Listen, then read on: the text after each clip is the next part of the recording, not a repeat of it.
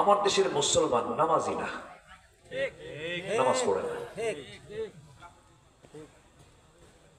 আমার দেশের মানুষের মুসলমান মাত্র জরিপ অনুযায়ী দেখা যাচ্ছে মাত্র 5% মুসলমান নামাজ পড়ে।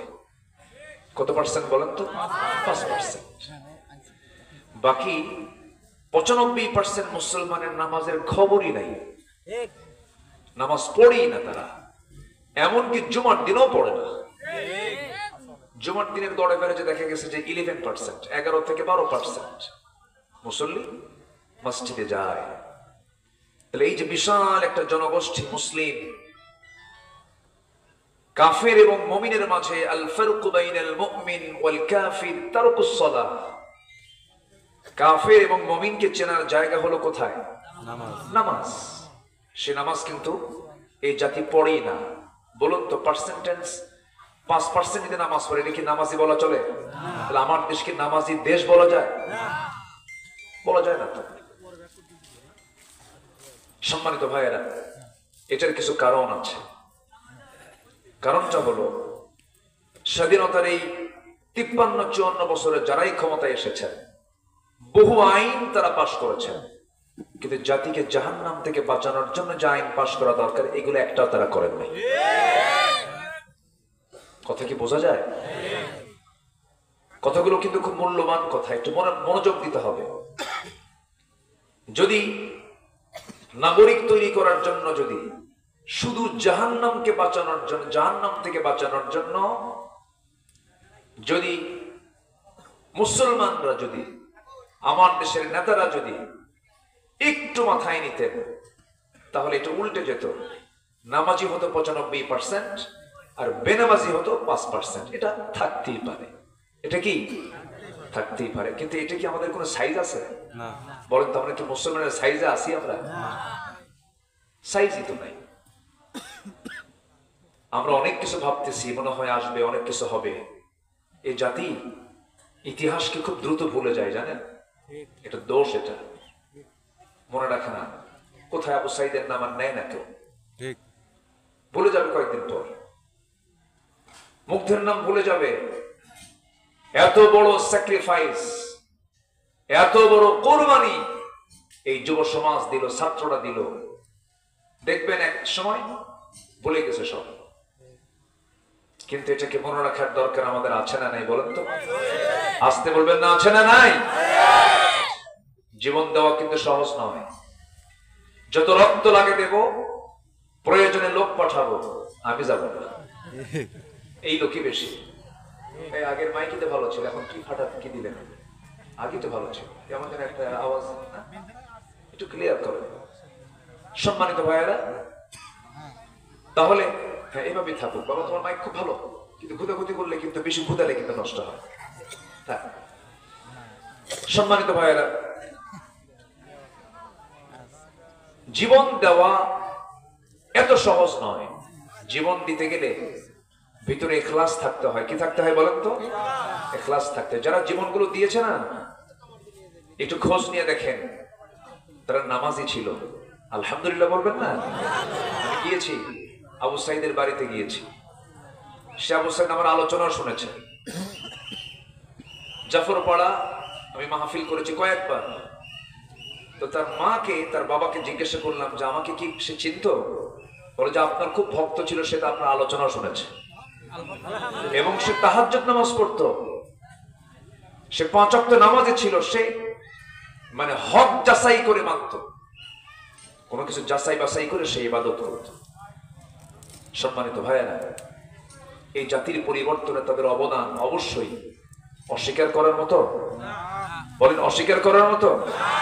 এটাকে বলা যাবে না, এটাকে লালন করব আমরা। এখন আমাদের সামনের চিন্তা হলো একটি কল্যাণ রাষ্ট্র গঠন করার জন্য, একটা সুন্দর, যেই সমাজের মানুষগুলো নিরাপদে নিশ্চিন্তে থাকবে, মৌলিক চাহিদা সব পেয়ে যাবে, এমন একটা রাষ্ট্র গঠনের জন্য কি প্ল্যান, কি পরিকল্পনা করা যায়, এই চিন্তা নিয়ে আমাদেরকে কাজ করতে হবে, সামনের দিকে এগোতে হবে। এবং ব্যক্তির মান উন্নয়ন সবার পরে না সবার আগে? বলেন বলেন বলেন, সবার আগে। জাতি নামাজি পড়ে না, খালি বিড়ি খায়। কি খায়? এত বিড়ি খায়। এগুলো দেখি তো, মাহফিল চলে এক জায়গায়, দেখি আরেক জায়গায় বিশাল মেলা লাগছে, টানতেছে বুড়া চাষা 80 বছর বয়স, কি টানা টানে, মানে ওনার চেহারার দিকে তাকালে মনে হয় পৃথিবীতে ওনার আশাই হয়েছে বিড়ি খাওয়ার। কি আছে না নাই বলেন? না, এগুলো আমার লক্ষ্য নয়। আমার লক্ষ্যটা কি? আমার লক্ষ্য হলো আমারা আল্লা তা'বুদু ইল্লা ইয়্যাহু যালিকাত-দীনুল কাইয়্যিম। কারো গোলামি করা যাবে না, কারো দাসত্ব করা যাবে না, একমাত্র দাসত্ব গোলামি করতে হবে কার? এবং মজবুত দ্বীনকে লালন করতে হবে। কারো দ্বীন মানা যাবে না, দ্বীন মানতে হবে কার? আসতে বলবেন না, কার? আল্লাহ। এই পৃথিবীতে আল্লাহর আইন, আল্লাহর দ্বীন ইসলাম ছাড়া 70 থেকে 80টি মানব রচিত হিউম্যান ল রয়েছে। আমেরিকা পুঁজিবাদ আছে, রাশিয়ার সমাজতন্ত্র আছে, কমিউনিজম আছে, সোশিয়ালিজম আছে, ন্যাশনালিজম আছে। এগুলো সব মানুষের তৈরি করা মতবাদ। আর আল্লাহ যে দিয়েছেন যে আইন, যে বিধান, যে দ্বীন, তার নাম কি বলুন? জোরে বলুন, তার নাম কি? বলুন তো, একমাত্র মজবুত দ্বীন কার হতে পারে? আস্তে করে, কার হতে পারে? কারণ আল্লাহ যা সৃষ্টি করেছেন সেগুলো মজবুত। আকাশ বানিয়েছেন বেগাইরি আমাদিন তারাউনাহা, খুঁটিবিহীন সাত। আজকের আর্কিটেক্ট বলেন, ইঞ্জিনিয়ার বলেন, বুয়েট, রোয়েট, যা নিয়ে আসেন, সবকিছু নিয়ে আসেন, পৃথিবীর কোন ইঞ্জিনিয়ার কি খুঁটি ছাড়া ছাদ বানাতে পারবে? আল্লাহর ছাদ কি ছাড়া? ঝুলন্ত ছাদ। সুবহানাল্লাহ বলবেন। কি ছাদ? ঝুলন্ত, খুঁটি নাই। আমার বন্ধুগণ, পৃথিবীর কোন আলো সূর্যের আলোর সঙ্গে পারবে না। সে আলো আল্লাহ দিয়েছেন। রাতের ঘড়ি লিতাহাতাদুস, চাঁদ দিয়েছেন, অসংখ্য তারকারাজি দিয়েছেন। আল্লাহ রাব্বুল আলামিন তার নিজের পরিচয় দিতেন এক জায়গায় বলছেন, তাবারাকাল্লাযী জাআলা ফিস সামাই বুরুজাও ওয়া জাআলা ফিহা সিরাজাও ওয়া কমারাম মুনীরা وهو الذي جعل الليل والنهار خلفة لمن أراد أن يذكر أو أراد شكورا جربون الله أكبر এরকম পরিচয় পৃথিবীর কেউ দিতে পারবে? যিনি আকাশের মালিক, সূর্যের মালিক, চাঁদের মালিক, কেউ দিতে পারবে বলেন? আমেরিকা সুপার পাওয়ার, সিফে পড়ে আছে। 2 শতাধিক রাষ্ট্রের মধ্যে সবচেয়ে এখন অসহায় রাষ্ট্র হয়েছে আমেরিকা।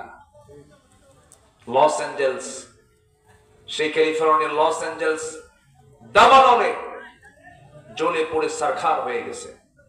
হলিউডের, বলিউডের সব আকাম কুকাম করা যত বাহিনী, ওদের বাড়ি হলো ওই লস অ্যাঞ্জেলস। আল্লাহ কয় একটু দিয়ে দিই, আখিরাতের জাহান্নামের একটু চিত্র একটু দেখ। সেখানে আবার ঝড় শুরু হয়ে গেছে, আবার দাবানল আরো বাড়ছে, বৃদ্ধি পাচ্ছে। কিছুদিন আগেই ফিলিস্তিনকে ওরা জ্বালিয়েছিল। ফিলিস্তিনকে জ্বালায় নাই? জ্বালিয়েছে। আল্লাহ বললেন এটা আমি দেখাই দিই।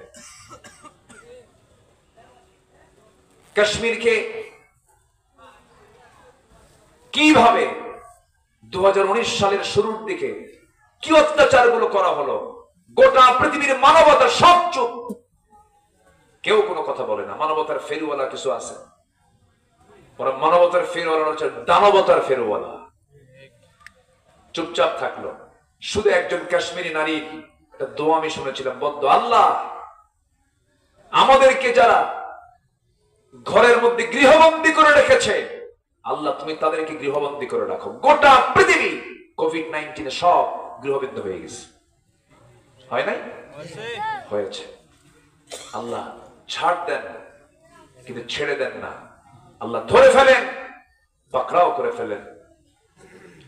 আল্লাহ যাকে ধরবেন তাকে ছাড়বেন না, কিন্তু ধরেন না সহজে। আমাদের ধৈর্যের বাঁধ ভেঙে যায়।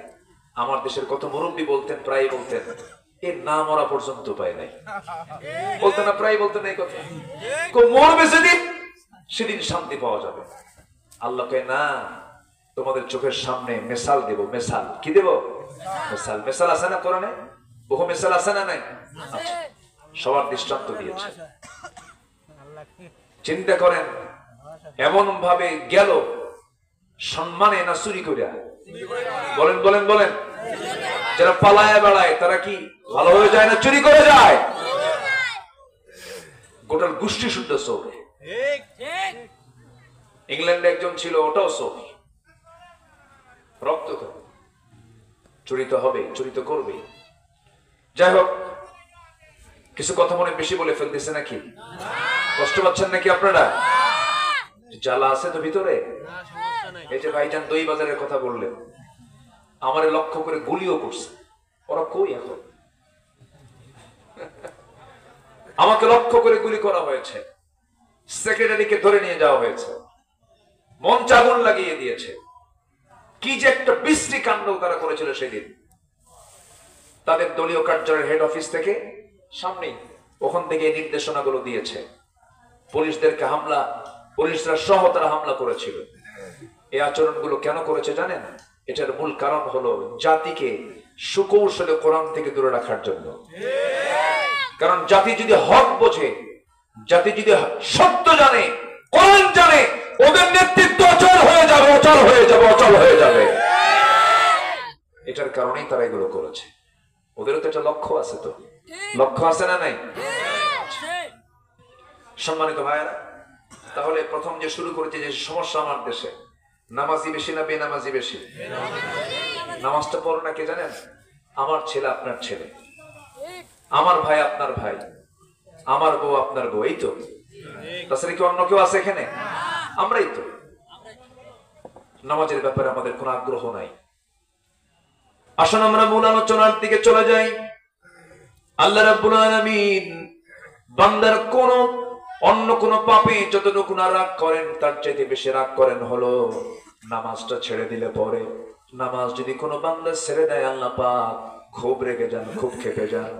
আল্লাহ রাব্বুল আলামিন সূরা মারইয়ামের মধ্যে বলছেন, فخلف من بعدهم خلف أضاعوا الصلاة واتبعوا الشهوات فسوف يلقون غيا।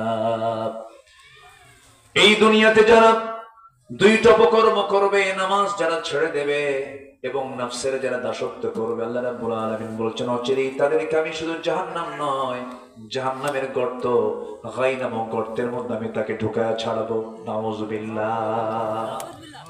নামাজ, সালাত, এটাকে আমরা অবহেলা করে অবলীলায় আমরা বাদ দিয়ে ফেলছি, তরক করছি। আজান হচ্ছে, হেলায় খেলায় আমরা এটাকে মিস করছি, বাদ দিয়ে দিচ্ছি। অথচ সবচেয়ে বেশি রাগ করেন আমার আল্লাহ তাআলা যখন কোনো বান্দা নামাজ ছেড়ে দেয়। এমনও ফতোয়া আছে, ইমাম শাফির মতে ইসলামী রাষ্ট্রের যদি কোনো নাগরিক ইচ্ছাকৃত নামাজ ছেড়ে দেয়, তার শাস্তি হচ্ছে মৃত্যুদণ্ড। তার শাস্তি কি? মৃত্যুদণ্ড। এমনও রায় এসেছে। এত বড় একটা গুনাহ এই জাতি করে আসতেছে। এই জাতিকে চালিয়েছে এমন বহু রাষ্ট্র ছিল না? রাষ্ট্রপতিরা ছিল কিনা বলেন? রাষ্ট্রনায়করা ছিলেন, মন্ত্রী ছিলেন, ডিপার্টমেন্টের দায়িত্ব পালন করেছেন, ধর্ম মন্ত্রণালয় পরিচালনা করেছেন, অনেক কিছু করেছেন। কিন্তু কেউ আমাকে আপনাকে বিপদের দিন সেই জাহান্নাম থেকে বাঁচার জন্য যে কাজগুলো, কেউ কিন্তু রাষ্ট্রীয়ভাবে এই কাজগুলো করে নাই। তাহলে যারা করবে তাদের পথে কি আমরা থাকবো? দেখেন আওয়াজ কিন্তু কম হয়ে গেছে। সবাই কি থাকতে রাজি আছেন? যারা করতে চায় তাদের পক্ষে কি আমরা কাজ করতে রাজি আছি? অথচ আল্লাহ বলছেন তুমি রাষ্ট্র চালাবা, আমি দফা দিয়ে দেই, আমি কিছু কাজ দিয়ে দিই। আল্লাহ রাব্বুল আলামিন বলেন, الذين إن مكناهم في الأرض أقاموا الصلاة وآتوا الزكاة وأمروا بالمعروف ونهوا عن المنكر ولله عاقبة الأمور জোরে বলুন আল্লাহু আকবার।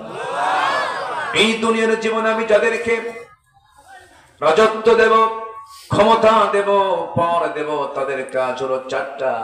তারা ক্ষমতায় গেলে পরে 4 দফা তারা বাস্তবায়ন করবে। নাম্বার 1 হলো তারা ক্ষমতা পাওয়া মাত্রই তারা নামাজ কায়েম করবে। কি কায়েম করবে?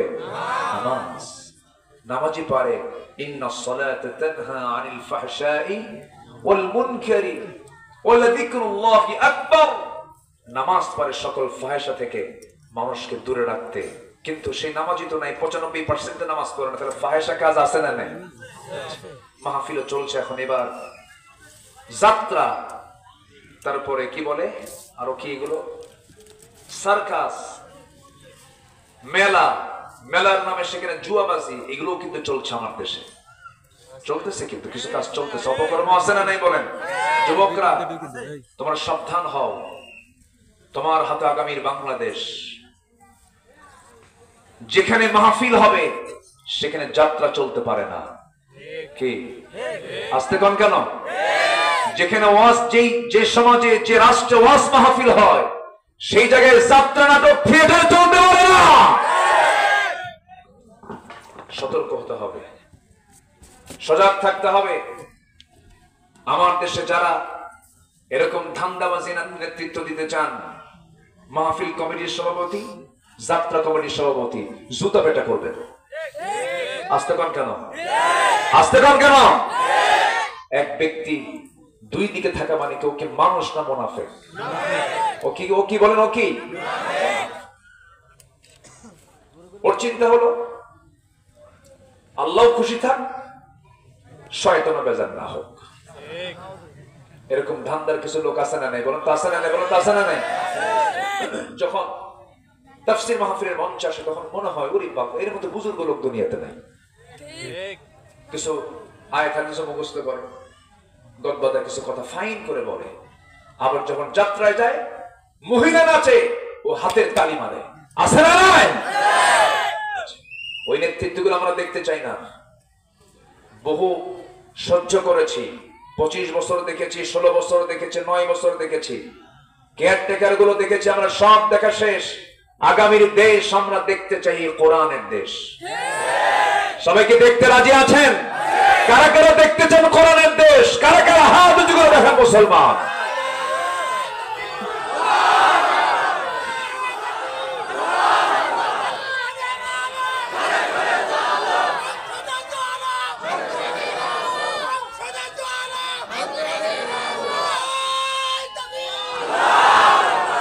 আল্লাহ কবুল করুন, জোরে বলি আমিন।